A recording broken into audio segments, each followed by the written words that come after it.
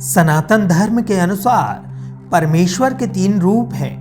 पहले हैं ब्रह्मदेव जो कि सृष्टि के निर्माता हैं, और दूसरे हैं भगवान शिव जिन्हें विनाशक की संज्ञा दी गई है, और तीसरे हैं भगवान विष्णु जो इस संपूर्ण ब्रह्मांड के रक्षक हैं, इस जगत के पालनहार हैं। उनका प्रथम कर्तव्य सदाचार, कर्तव्य और नैतिकता का नेतृत्व करते हुए धर्म को कायम रखना है। वो ये सुनिश्चित करते हैं कि ब्रह्मांड में अच्छाई और बुराई के बीच और व्यवस्था और अराजकता के बीच संतुलन बना रहे, ताकि ब्रह्मांड के कार्य में किसी भी तरह की कोई बाधा उत्पन्न ना हो।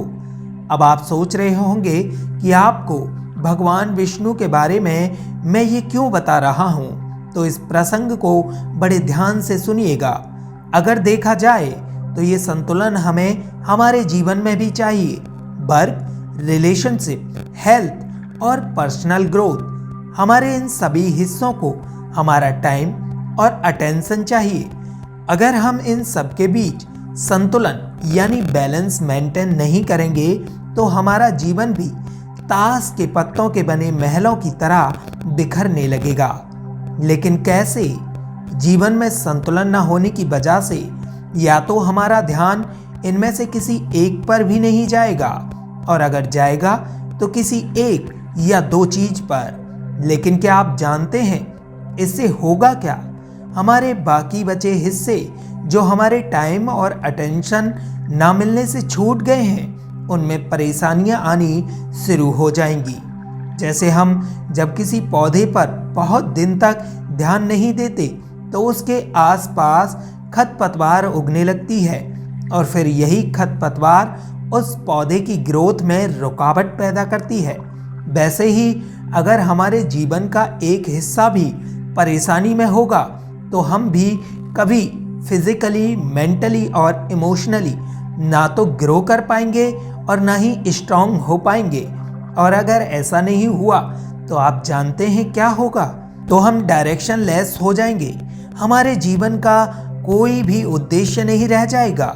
स्ट्रेस, एंजाइटी और डिप्रेशन जैसी कई मेंटल प्रॉब्लम्स हमारी लाइफ को अपने परमानेंट एड्रेस के रूप में देखने लगेंगी। कहीं ये सब जानकर आप घबरा तो नहीं गए? अरे जब हमारे नारायण हमारे भगवान विष्णु हैं तो फिर भय किस बात का? उनके जीवन की तो हर लीला, हर अवतार, हर शस्त्र और हर चिन्ह हमें जीने की कला सिखाता है। कैसे?